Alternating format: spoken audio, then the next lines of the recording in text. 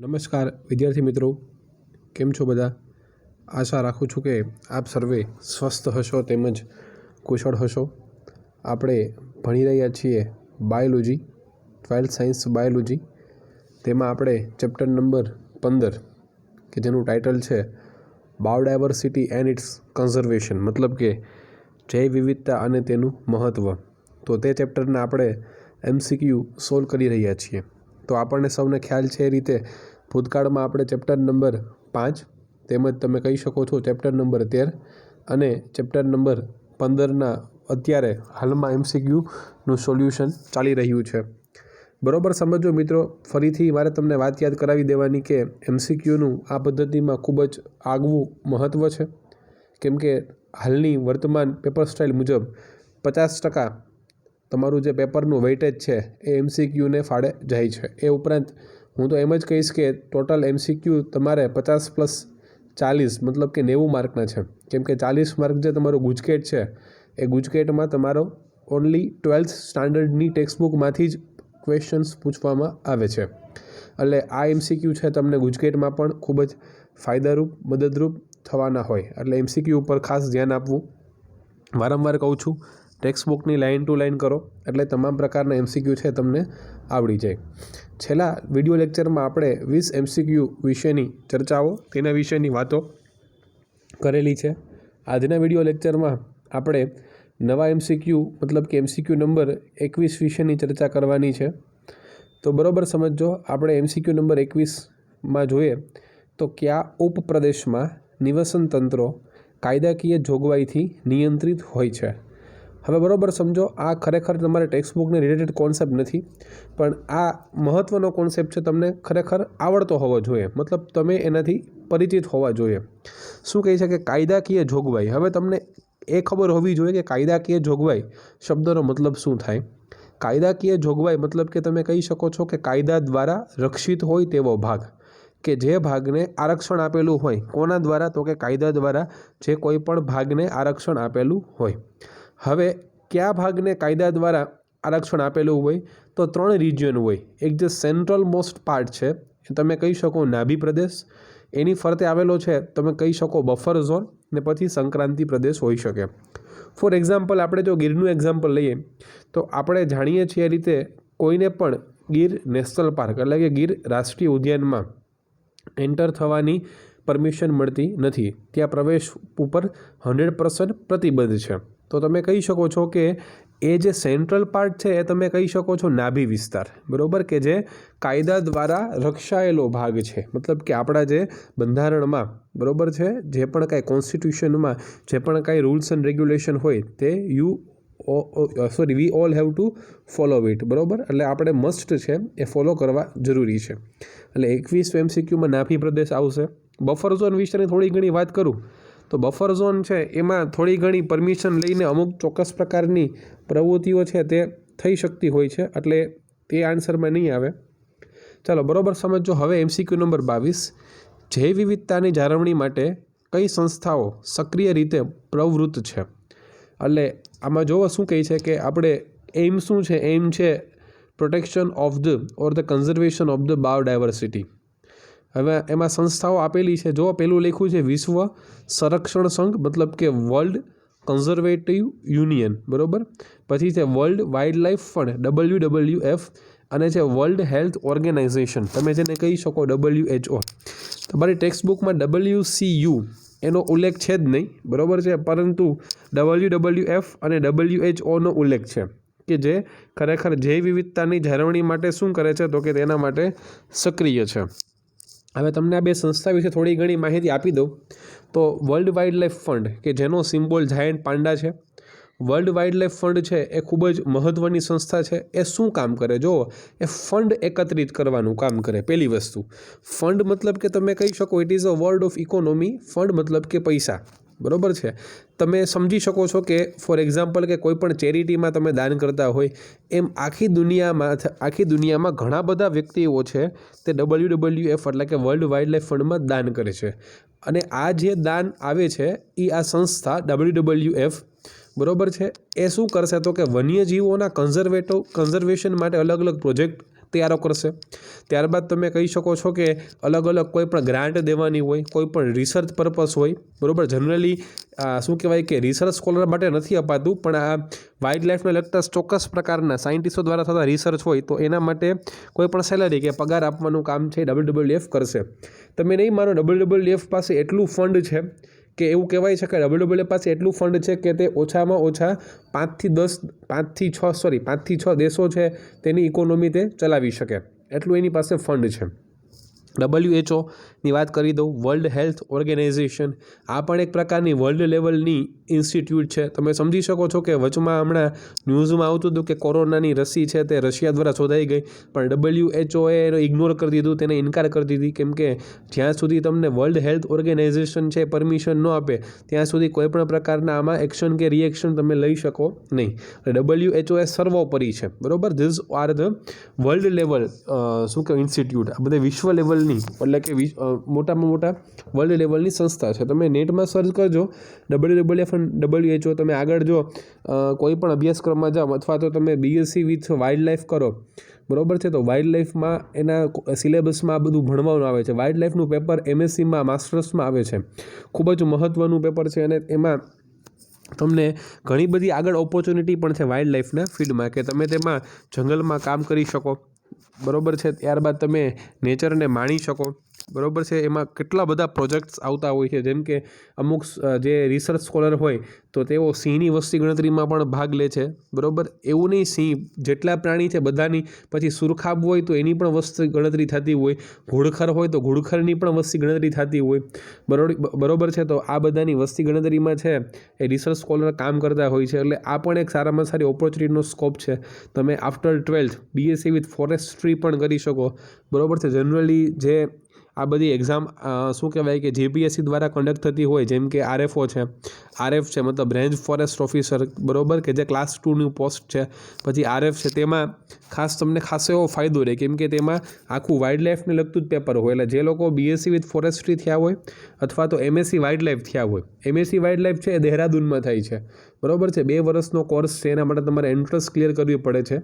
તમે બેચલર્સ ગમે એમાં કર્યું હોય, ઝૂ, બોટની, માઇક્રો, પણ તમે માસ્ટર્સ છે તે તમે વાઇલ્ડ લાઈફમાં કરી શકો। દહેરાદૂનમાં એની ખૂબ જ મોટી ઇન્સ્ટિટ્યૂટ છે, એટલે એના વિશે પણ તમે રિસર્ચ કરી શકો। ચાલો પછી લાંબી વાત ન કરતા આમાં જોઈએ 23 MCQ શું કહે છે, સૌથી મોટા કદની આવૃત બીજધારી અને અનાવૃત બીજધારી, બરાબર છે। જો મોટા કદની કીધી, કદ કઈ છે, ઓકે, એક તો સિકોયા સિમ્પરવિરન્સ છે, બરાબર, એ અનાવૃત છે। આવૃત તમને કહે તો એ આવશે યુકેલિપ્ટસ, બરાબર। શેરડી, નીલગિરી ન આવે, ખજૂર પણ નહીં આવે, બરાબર છે। આ બધા નામ અજાણ્યા એટલા લાગે છે કે આ બધા ફોરેન સ્પીસીસ છે, બરાબર, દેશી સ્પીસીસ નથી, મતલબ કે ઇન્ડિયા એનું ઓરિજિન નથી। ચાલો હવે જોવા જઈએ નાનામાં નાનીની વાત કરીએ તો પહેલાં અનાવૃત ને પછી આવૃત, તો તમે કહી શકો તો ઝામિયા પિગ્મિયા અને વુલ્ફિયા ગ્લોબોસા, આ 2 નામ છે। હવે તમને અનાવૃત આવૃતમાં આડોળું ન થાય, ખાસ ધ્યાન રાખવું તમારે। વુલ્ફિયા ગ્લોબોસા, જો તમારી જૂની સિલેબસની બુક અથવા તો તમારી 11th બુકમાં આના ફોટોગ્રાફ્સ પણ આપેલા છે, ચેપ્ટર નંબર 3માં, બરાબર, પ્લાન્ટ કિંગડમમાં, અને ફોટોગ્રાફ્સ પણ આપેલા હશે। વુલ્ફિયા ગ્લોબોસા આવૃત છે, અને ઝામિયા પિગ્મિયા અનાવૃત છે। તો જો 4 નામ યાદ રાખજો, ઝામિયા પિગ્મિયા, વુલ્ફિયા ગ્લોબોસા, યુકેલિપ્ટસ અને સિકોયા સેમ્પરવિરન્સ, ઓકે। તો it is all about the MCQ number 24। ચાલો હવે આપણે MCQ નંબર 25 વિશેની વાત કરીએ તો આ MCQ પણ તમારી ટેક્સ્ટ બુકમાંથી સીધો ઉપાડેલો છે। ખૂબ જ વિશાળ કદના સસ્તનો પૈકી અનુક્રમે ભૂમિય અને જલીય સસ્તનો ક્યાં છે? ભૂમિય મતલબ કે લખી નાખજો જમીન પર રહેનારા, તમે તેને સ્થળ જ કહી શકો છો, તમે તેને સ્થળવાસી પ્રાણી કહી શકો છો। તો સ્થળવાસી અને જલીય મતલબ તમે તેને જલજ કહી શકો છો। જલજ મતલબ કે તમે કહી શકો છો કે પાણીમાં રહેનારા સસ્તનો, જલજને શું કહેવાય? પાણીમાં રહેનારા સસ્તનો। હવે એમાં જોવા જઈએ પહેલાં વેલ અને હાથી, તો હવે વેલ છે એ સસ્તન છે, સાચી વાત, હાથી પણ સસ્તન છે, પણ વેલ છે તમે કહી શકો છો એ જલીય છે અને હાથી છે તે ભૂમિય છે, બરાબર છે। પછી ડોલ્ફિન અને હાથી અને વેલ અને ડોલ્ફિન, ડોલ્ફિન છે બરાબર એ આન્સરમાં નહીં આવે, because dolphin is not a mammal, પણ વેલ છે, વેલ એક પ્રકારની તમે કહી શકો છો it is a one type of aquatic mammal. આ પણ તમને ખબર હોવી જોઈએ, એક્વેટિક મેમલ મતલબ કે જલીય સસ્તનો, સસ્તન વર્ગ છે એમાં એક ઓર્ડર આવશે સિટેસી, બરાબર, ફરીથી શબ્દ બોલું છું હું, સિટેસી। એ સિટેસીમાં જલીય સસ્તન નો સમાવેશ થાય છે। પછી આ સસ્તનો બે પ્રકારના હોઈ શકે, અમુક છે તે કાર્નિવોરસ છે, અમુક છે તે ઓમ્નિવોરસ। કાર્નિવોરસ મતલબ અમુક છે તે માંસાહારી છે, અમુક ઓમ્નિવોરસ એટલે અમુક છે તે મિશ્રાહારી હોઈ શકે તેમાં, બરાબર છે। પણ વેલ વિશે થોડી ઘણી તમને ચર્ચા કરતો તો વેલ છે એ આ પૃથ્વીનું સૌથી મોટામાં મોટું પ્રાણી હોય તો તે વેલ છે, બરાબર છે। પણ તમે સ્થળજની વાત કરો તો હાથી છે, બાકી ઓલ ઓવર છે જનરલી એ વેલ છે। ત્યારબાદ વેલની વાત કરો તો વેલ છે એ શા માટે પાણીમાં રહી, કેમ કે એ સસ્તન હોવા છતાં તે પોતાના શરીર એટલે કે પોતાનું જે બોડી છે એનું વજન છે તે ઉપાડીને એક સ્થળેથી બીજા સ્થળે એ જમીનમાં જઈ ન શકે। લાઈક સાપ, જો સાપ જઈ શકે, બરાબર છે, પણ વેલ જઈ ન શકે, એટલા માટે તે પાણીનો ઉપયોગ કરે છે। હવે તમને એવો વિચાર આવવો જોઈએ કે વેલનું કદ આટલી મોટું હોવા છતાં પણ શા માટે વેલ છે તે દરિયામાં ડૂબી જતી નથી। તો તમને એ ખ્યાલ હોવો જોઈએ કે વેલના બોડીની નીચે ચરબીનું થર મતલબ કે લિપિડનું લેયર આવેલું હોય, તમે તેને કહી શકો બ્લબર, બરાબર। શબ્દ યાદ રાખજો બ્લબર। આ 2003ની જીપીએસસી ક્લાસ 1-2માં ક્વેશ્ચન પૂછાયેલો છે બ્લબર। બ્લબર મતલબ કે it is a one type of fat layer.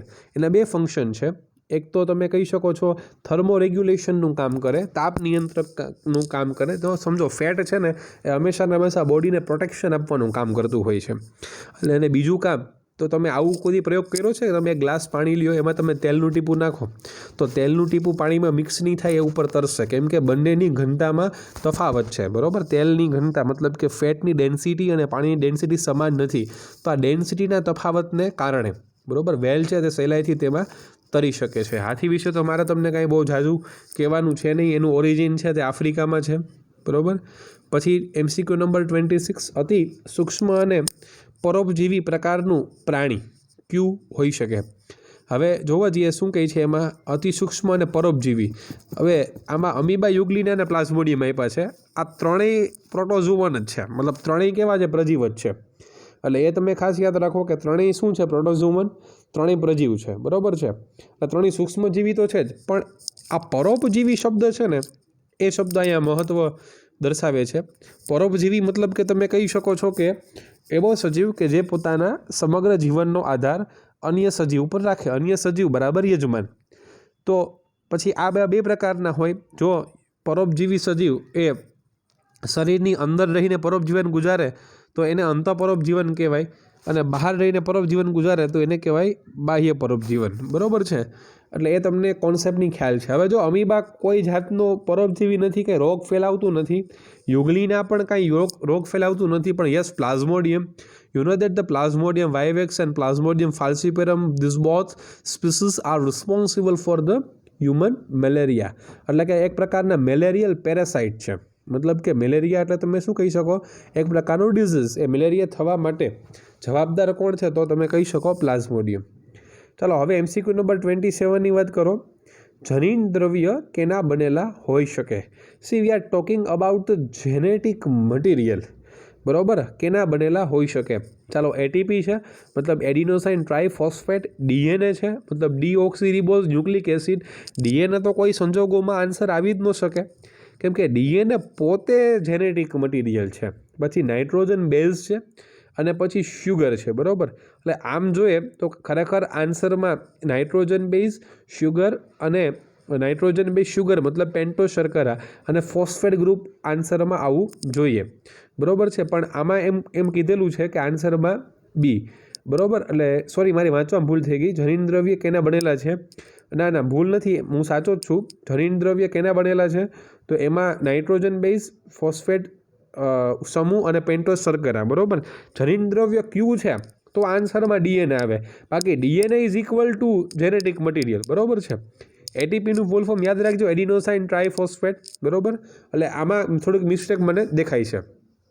ચાલો હવે સીધો ગોખણિયો ક્વેશ્ચન, ઇન્ફોર્મેશનવાળો ક્વેશ્ચન આવે છે કે જનીનિક વૈકલ્પિક ધરાવતી કેરીઓની જાતિઓ ભારતમાં કેટલી છે। તમે ટેક્સ્ટ બુકમાં સોલ્વ કરેલી છે, 1000 વિલ બી ધ આન્સર, એમાં મારે તમને કંઈ કશું કહેવાનું છે નહીં, બરાબર। અને હા, એ તમને થોડીક ઇન્ફોર્મેશન આપી દઉં કે થાઈલેન્ડ જેવા કન્ટ્રીમાં 12 માસ કેરી મળે છે, બરાબર। આ તો મેં ખુદ જોયેલું છે ત્યાં, કે આપણે કેવું હોય કે ઉનાળામાં સરસ મજાની કેસર કેરી આવે, પણ તમને ખબર હોય તો હાફૂસ કેરી જે મહારાષ્ટ્રની છે તે પણ 12 માસ મળતી હોય છે। એ ઉપરાંત થાઈલેન્ડમાં મેં જોયેલું છે કે કેરી છે એનું ફળ છે ખૂબ જ થોડુંક મોટી સાઇઝમાં હોઈ શકે, મતલબ આપણી જે કેસર કેરી છે એના કરતાં 1.5 અથવા તો 2 ગણી મોટી સાઇઝની હોઈ શકે ને બારેમાસ, અને ટેસ્ટ છે એ એકદમ વધારે પડતો ગળ્યો, જે કેમ સમજો કેસર કેરી છે ફેમસ ફોર ઇટ્સ ટેસ્ટ, પણ એનો ટેસ્ટ છે એ આમ એકદમ ગળ્યો ન હોય, થોડો સહેજ ખટાશ પડતો ગળ્યો હોય, એટલે એ મજા આવે તમને ખાવાની. ઓલું શું છે તમને ખાંડ જેવો ગળ્યો લાગે, બરાબર છે. એટલે એના વિશે થોડી ઘણી એક્સ્ટ્રા ઇન્ફોર્મેશન. ચાલો પછી નેક્સ્ટ ક્વેશ્ચન નંબર 29. વસ્તીના બધા જ જનીનોને નીચેનો પૈકી શું કહેવાય? મતલબ gene plus gene is equal to gene pool. આ કોન્સેપ્ટ ખરેખર ચેપ્ટર નંબર 7 ઇવોલ્યુશનમાં આવે છે, બરાબર, જીન પૂલ વિશેની ઇન્ફોર્મેશન, બરાબર. ફોર એક્ઝામ્પલ, એક વસ્તી છે, એક પોપ્યુલેશન છે, પોપ્યુલેશનમાં સિંહ વત્તા વાઘ વત્તા હરણ વત્તા દીપડો, બરાબર છે, ઘણા બધા પ્રકારના જંગલી પ્રાણીઓ રહે છે, બરાબર છે. તો આ બધાના જનીનનો સરવાળાને જીન પૂલ કહેવાય.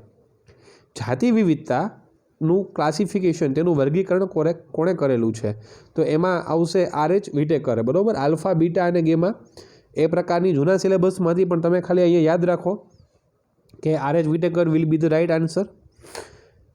MCQ number 31. જૈવ વિવિધતાના હેતુમાં કોનો સમાવેશ થાય? મતલબ તમારી પાસે કયા એવા આસ્પેક્ટ છે, કયા એવા પોઈન્ટ્સ છે કે તમે જેની મદદથી બાયોડાયવર્સિટી, બરાબર છે, બાયોડાયવર્સિટી કરી શકો, બાયોડાયવર્સિટીનું કન્ઝર્વેશન કરી શકો.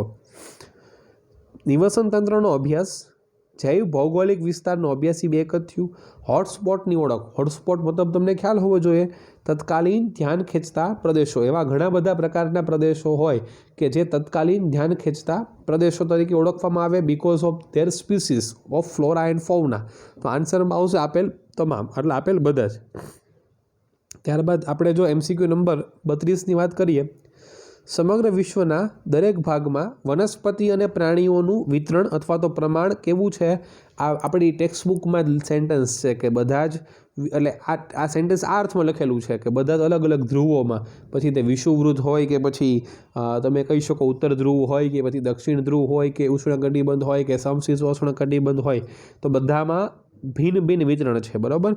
ખાસ યાદ રાખવું કે સમગ્ર વિશ્વના દરેક ભાગમાં, બરાબર, animal species and plant species, એટલે જો વનસ્પતિ અને પ્રાણીની જાતિ છે એના માટે આવો પણ શબ્દ વાપરી શકે, ફ્લોરા અને ફૌના.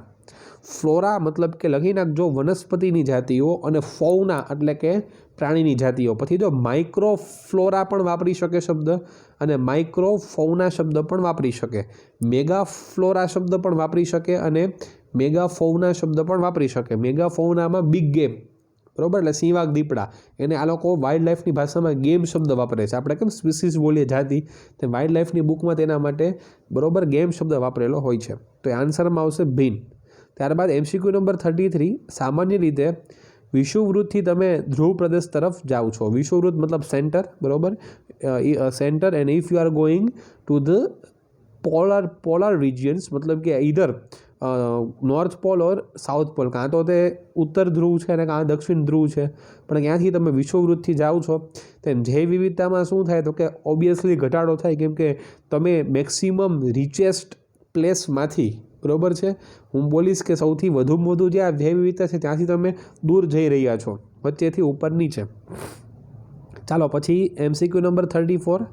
ઉષ્ણકટિબંધમાં અક્ષાંશની શૃંખલા, જો we are talking about the અક્ષાંશ, 23.5 ઉત્તરથી 23.5 દક્ષિણ તરફ જતા, બરાબર, અને તમે ઉત્તરથી ક્યાં જાઓ છો? દક્ષિણ તરફ જાઓ છો, મતલબ કે ઉપરથી નીચે જાઓ છો ને. તો જૈવ વિવિધતામાં ઉત્તરોત્તર શું થાય? હવે સમજો, ઉત્તર મતલબ કે 23.5, બરાબર છે, અને દક્ષિણ મતલબ કે 23.5. એટલે આ કોન્સેપ્ટમાં છે ને તમે થોડુંક તમને ભૂગોળ આવડતું હોવું જોઈએ. મતલબ એક કર્કવૃત્ત છે અને એક છે ને એ મકરવૃત્ત છે, બરાબર. ઉપરવાળું મકરવૃત્ત, નીચેવાળું છે તે કર્કવૃત્ત છે.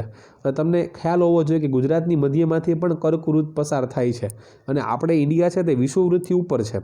એટલે આ બે છે ને 23.5 અને 23.5, એ બે એ વિષુવવૃત્તની ઉપર આવેલા છે, બરાબર છે. એટલે તમે એ વિષુવવૃત્ત તરફ જાઓ તો ઓબ્વિયસલી જાતિ વિવિધતામાં વધારો થાય.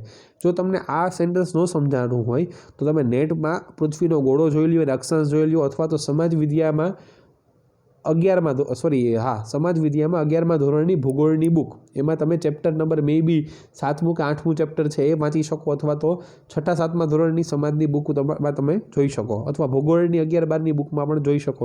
Easiest way, okay, find the ગૂગલમાં તમે ફાઇન્ડ કરી લો, તમને ખબર પડી જશે.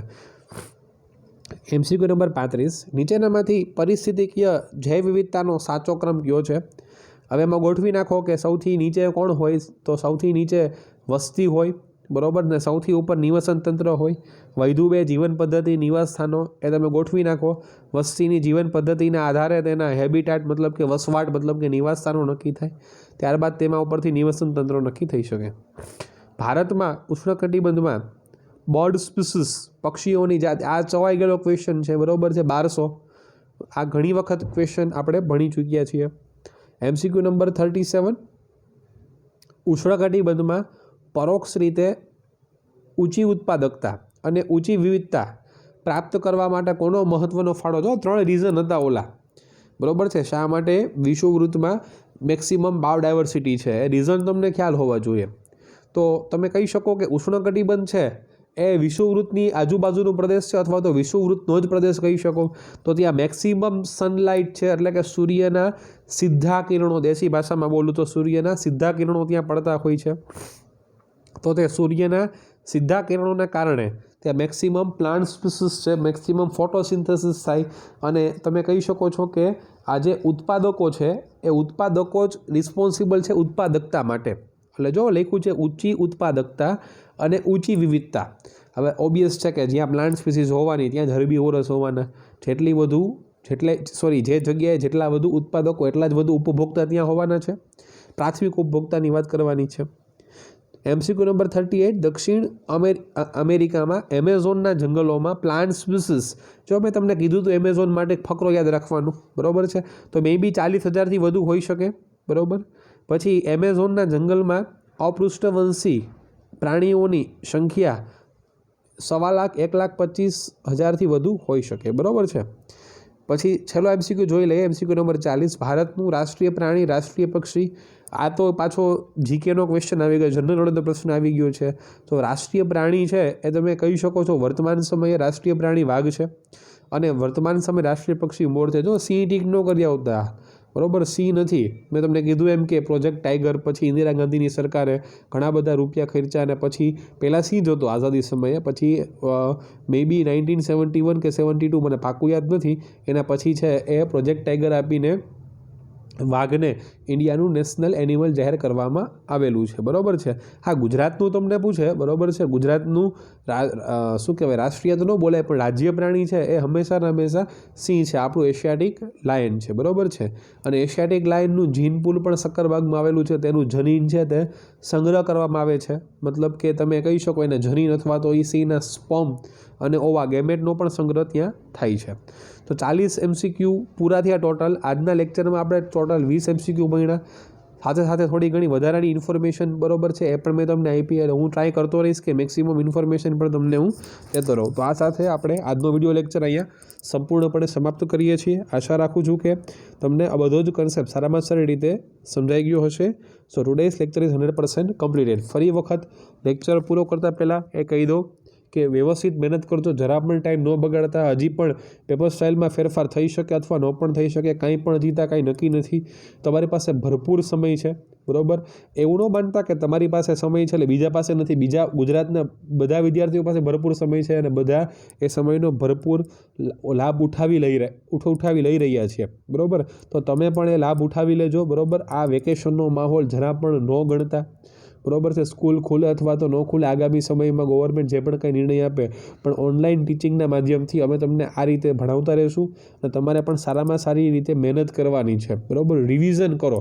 જો આવડી ગયું હોય તો રિવિઝન, અત્યારનો સમય હવે રિવિઝન કરવાનો ટાઈમ છે, બરાબર. 1 વખત 2 વખત 5 વખત 10 વખત, હું તો કહું છું NCERT છે એ 2 વર્ષમાં 20 વખત, નીટવાળા માટે તો ઓછામાં ઓછી વંચાઈ જવી જોઈએ, અને બોર્ડવાળા માટે પણ 10થી 12 વખત વંચાઈ જવી જોઈએ. તમને આખું બુકનો એક પેજ દેખાવું જોઈએ કે ભાઈ ક્યાં ખૂણે કયો પ્રશ્ન રહેલો છે. એ રીતે પ્રોપર પદ્ધતિથી મહેનત કરો, અને તમારા દરેક ક્વેશ્ચનને યોગ્ય ન્યાય આપવા માટે એને યોગ્ય સમય ફાળવવો પડે. તમારે એક ક્વેશ્ચનને પાકો કરવા માટે 1.5-2 કલાક દેવાની જ છે. એ જો આજે આપશો તો આજે પાકો થઈ જશે, અને આજે નહીં આપો તો ભવિષ્યમાં તમારે 1.5-2 કલાક સિવાય એ ક્વેશ્ચન થશે નહીં. જો તમે ક્વેશ્ચનને અડધી કલાકમાં જેમ તેમ યાદ રાખવાનો પ્રયત્ન કરશો તો એ ક્વેશ્ચન તમને ટેમ્પરરી સમય માટે, મતલબ કે 2-5 દિવસ માટે યાદ રહેશે, અથવા તો તેમાંથી ઘણા બધા મુદ્દા ભૂલાઈ જવાની પણ શક્યતા છે. પ્રોપર પદ્ધતિથી કામ કરો, બરાબર છે. તો આ સાથે આપણે આજનો લેક્ચર અહીંયા સંપૂર્ણપણે સમાપ્ત કરીએ છીએ. Thank you very much.